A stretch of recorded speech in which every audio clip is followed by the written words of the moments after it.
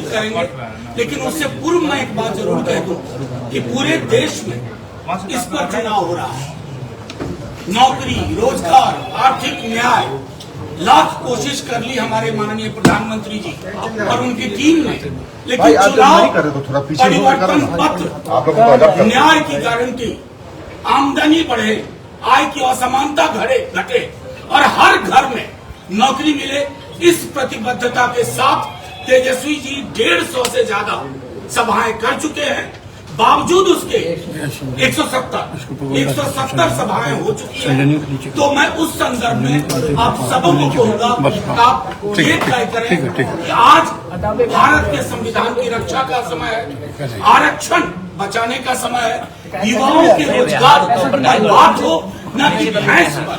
मैं समझता हूं उस विमर्श को तेजस्वी जी आगे ले जाने में सक्षम हुए हैं और मैं अब आग्रह करूंगा माननीय नेता प्रतिपक्ष से कि आप लोगों को संबोधित करें। अभी हमारे इलेक्ट्रॉनिक मीडिया, प्रिंट मीडिया, हमारे जितने यूट्यूब चैनल्स की साथी हैं, सभी लोगों का स्वागत करते हैं। और जैसा मनोज जी ने बताया कि बहुत ही शॉर्ट नोटिस पे आप सब लोगों को निमंत्रण दिया गया और आप सब लोग हैं, इसके लिए सभी लोगों को धन्यवाद देते हैं।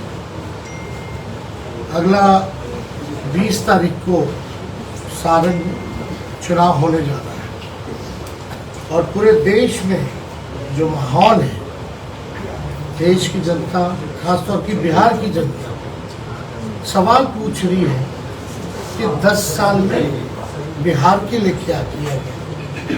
प्रचंड बहुमत बिहार के लोगों ने 40 में से 39 सीटें भाजपा को देने का काम किया और प्रधानमंत्री जी ने कई एक वादे बिहार के लिए किए। हम तो उनका टेप रिकॉर्डर भी लेकर साथ में चलते हैं। जो जो वादे उन्होंने किए उसमें सबसे पहला किया गया था बिहार को स्पेशल स्टेटस देंगे, स्पेशल पैकेज देंगे, स्पेशल अटेंशन देंगे, बंद चीनी मिल को जो है वो चालू कराएंगे। कई एक वादे जो है उन्होंने कहा देश भर में कि 2 करोड़ नौजवानों को नौकरी, किसानों का आय दुगुना करेंगे, सब पक्का मकान बना देंगे, काला धन लेके आएंगे। एक भी वादा जो है प्रधानमंत्री जी का पूरा नहीं। 39 सांसद दिए, लेकिन आप देखिएगा प्रधानमंत्री जी बिहार भी है, 8-9 बार आ चुके प्रधानमंत्री जी, रात्रि विश्राम भी किया, रोड शो भी किया, जो प्रचार में जो कर सकते थे सब कुछ किया। कई बार भाषण उन्होंने दिया, हम लोगों ने सुना, लेकिन भाषण में 10 साल का हिसाब कि बिहार के लिए उन्होंने क्या किया ये कहीं नहीं था। और हम लोग नहीं इस वजह से हटाया नहीं, लेकिन लोग अब हिसाब मांग रहे हैं कि आपने सारण के लिए क्या किया। 10 साल आपको मौका मिला, 10 साल में आपने सारण के नागरिकों के जीवन में क्या परिवर्तन लाया जो पहले नहीं था। और वो तो खुद ही आजकल मान रहे हैं कि हमको जो है हम नहीं लड़ रहे, मोदी जी लड़ रहे हैं, यानी खुद को ही जो है असफल घोषित कर दिया कि हम असफल सांसद हैं। आप तो भाई मोदी जी को देख के वोट दीजिए। अगर मोदी जी को भी देख के वोट देंगे लोग तो उन्होंने कौन सा ऐसा बिहार के लिए स्पेशल राज्य का दर्जा दिया जो लोग वोट करेंगे। या पटना यूनिवर्सिटी की मांग रही, अब तक सेंट्रल यूनिवर्सिटी का दर्जा नहीं दिया। कौन सा सारण में कारखाना खोला गया, कौन सी गरीबी मिटाई गई, कौन सा केवल 5 किलो अनाज के अलावा इनके पास बोलने के लिए कुछ नहीं। और जहाँ पूर्व से आपको भी पता है फूड सिक्योरिटी बिल जो है यूपीए के समय में और उससे पूर्व में भी लोगों को अनाज मिलता है, किरासन तेल मिलता है, चीनी मिलता रहा। और ये कहते हैं कि 80 करोड़ लोगों को हम राशन बांट रहे हैं, तो ये गर्व की बात है, ये डिबेटेबल है। 80 करोड़ अगर गरीबों को आप राशन बांट, तो यानी गरीबी तो चरम सीमा पर है, ये भी साबित होता है इससे। तो इसमें लोगों का जवाब देना मुश्किल है। देखिए, हम लोगों ने 24 में 24 जन वचन लेकर के आए। खास तौर पे हम लोगों ने जो कमिटमेंट किया था 20 में कि हम आएंगे तो 5-10 लाख लोगों को सरकारी नौकरी दी। हम आएंगे तो जितना स्वयं सहायता समूह है उनके मानदेय को बढ़ाएं। जो भी हम लोगों ने कहा था कि जाति आधारित गणना करेंगे, आरक्षण की सीमा बढ़ाएंगे। हम लोगों ने 17 महीने में 5 लाख लोगों को सरकारी नौकरी दिया महागठबंधन की सरकार ने, और 3 लाख नौकरी प्रक्रियाधीन करा के रहे। तो कभी भी निकाला जा सकता है, निकलने वाला है चुनाव। या आप कह सकते हैं कि अगर चाचा जी पलटी नहीं मारते, बीजेपी के लोग हाईजैक भी करते तो भी अब तक आ जाते। तो हम लोगों ने IT पॉलिसी बनाई, टूरिज्म पॉलिसी बनाई, हम लोगों ने आप देखिएगा स्पोर्ट्स पॉलिसी बनाई, मेडल लाओ नौकरी पाओ जैसी योजनाओं की हम लोगों ने शुरुआत की। खिलाड़ियों को भी हम लोगों ने सम्मानित किया नौकरी देकर। और नीति में है कि कोई भी अगर देश के लिए मेडल लाएगा तो DSP जो है उसको नौकरी मिल सकती है। तो हम लोगों ने जो 17 महीने जो काम किए वो 17 साल में भी नहीं। अगर आप केंद्र सरकार में पूछे कि आपने क्या किया, कितनों को नौकरी दी, तो उनके पास कोई जवाब नहीं। सारे संस्थानों को जो है प्राइवेटाइज कर दिया गया, रेल को बेच दिया गया, सेल को बेच दिया गया, रेल को बेच दिया गया, LIC को बेच दिया गया, पोर्ट एयरपोर्ट सब कुछ जो है बेच दिया गया। जहाँ भी नौकरियों की ज़्यादा उम्मीद थी, खास तौर पे सबसे खतरनाक योजना जो है, हर एक नौजवान ये कहता है कि अग्निवीर योजना को वापस लेना चाहिए। हम लोगों ने पहले भी विरोध किया था और अभी भी हम लोगों ने 24 जन वचन दिए कि अग्निवीर योजना को हम लोग खत्म करेंगे। जैसे पहले बहाली होती थी उसी हिसाब का बहाली हम लोग करेंगे। 1 करोड़ नौजवानों को सरकारी नौकरी पूरे देश भर में हम लोग देंगे।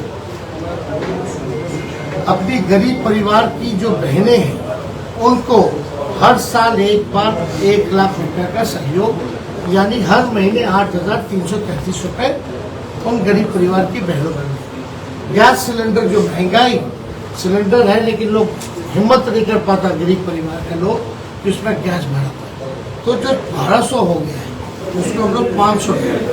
और बिहार में सबसे महंगा बिजली दर है पूरे देश में, तो हम लोग यहाँ 200 यूनिट फ्री में लोगों को बिजली उपलब्ध है। और भी ऐसे कई योजनाएं हैं, जैसे ओल्ड पेंशन जो नियम है उसको हम लोग जो है लागू कराने का काम करेंगे। अनाज की जहाँ तक बात है, अब तो आधिकारिक रूप से मल्लिकार्जुन खड़गे जी ने बोल दिया है, हम लोग पहले से बोलते रहे कि 5 किलो की जगह 10 किलो अनाज हम लोग उपलब्ध लोगों को करें। तो हम लोग बता रहे हैं कि हमारा विजन क्या है, हम क्या काम किए। लेकिन अब तक भाजपा के लोगों ने ये नहीं बताया कि वो बिहार के लिए क्या करें, किस आधार पे वोट दें।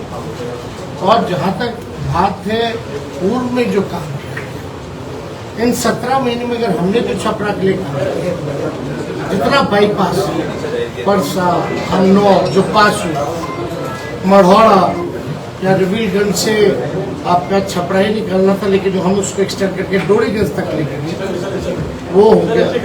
डबल डेकर तो हमने अपने पहले कार्यकाल में जो है वो दिलवाने का काम किया था।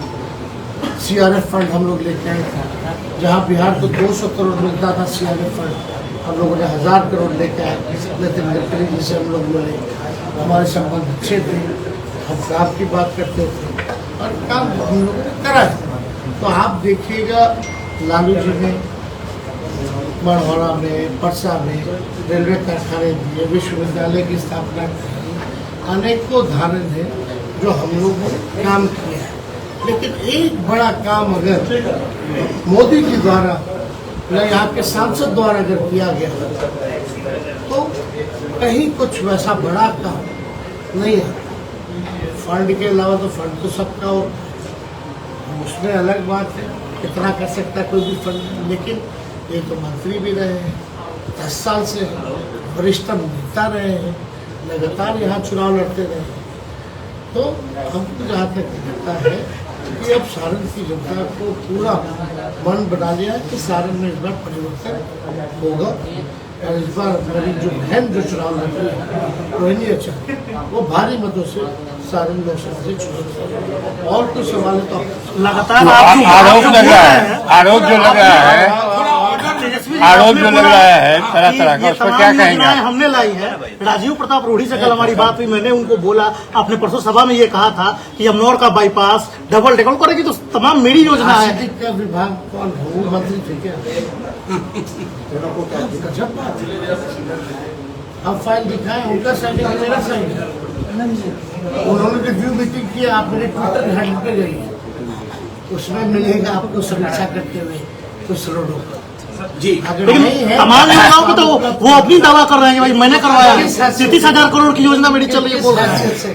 चलिए कई तरह का आरोप लग रहा है। महीने में पास हुआ कि नहीं हुआ है कि नहीं? और पूर्व में भी देखिए, जब फर्स्ट टाइम बने थे उस समय कई रोड आरसीडी के द्वारा जो है हम लोगों ने दिए थे।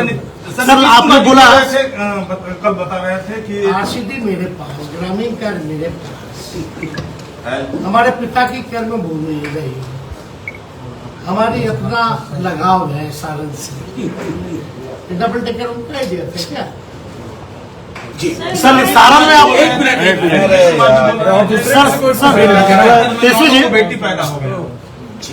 आशीर्वाद है। सर इस तरह की भाषा का उपयोग राजनीति में सर आप तेजस्वी जी एक चीज बताइए। सर मेरा अब कल योगी जी आए थे और योगी जी ने कहा कि अभी का जो चुनाव है ये चुनाव मतलब राष्ट्र ये रामद्रोही, मतलब कि राम के विरोधी और राम के समर्थकों के बीच हो गया है। उन्होंने सीधे धर्म से जोड़ा इस चुनाव। ये हमारे घर में भी मंदिर और राम सब है। लेकिन एक बात को समझना, हम देश के सांसद को चुने, लोग चाहते हैं बेहतर अस्पताल, लोगों को नौकरी मिले, महंगाई कम, उनके क्षेत्र में कारखाने लगे, अच्छी शिक्षा मिले, बेरोजगारी और पलायन से मुक्ति पाए, गरीबी से मुक्ति पाए। इस दिशा में सुविधा अपनी जगह है। तो इसमें कोई सर्टिफिकेट कोई अगर बांटने वाला तो क्या वो ऑथराइज है सर्टिफिकेट बांटने वाला? बिहार में आपको बता दें, यही योगी जी जो है यूपी से हम लोगों ने लोगों को नौकरी दी थी, उनके दल के प्रवक्ता हूँ। सर उनके दल के बीजेपी के तमाम जो सेंट्रल के बड़े लीडर्स हैं वो खासकर बिहार और खासकर सारण में विजिट किया है, और जब भी वो यहाँ आते हैं वो कहते हैं कि ये डिजिटल समय है, अगर आप लालटेन को वोट देंगे तो आप डिजिटल समय कब आया है? किसने आईटी की शुरुआत किसने की? से शुरू हो, मोबाइल फोन तो तभी आया, मोबाइल फोन तो बीजेपी लेके आई क्या? इंटरनेट कौन लेके आया? बताओ ना, अगर यही नहीं होता तो चीजें बहुत कैसे होती? सर पेपर लीक कई तरह का आरोप लगाया जा रहा है सर, कई तरह का आरोप लगाया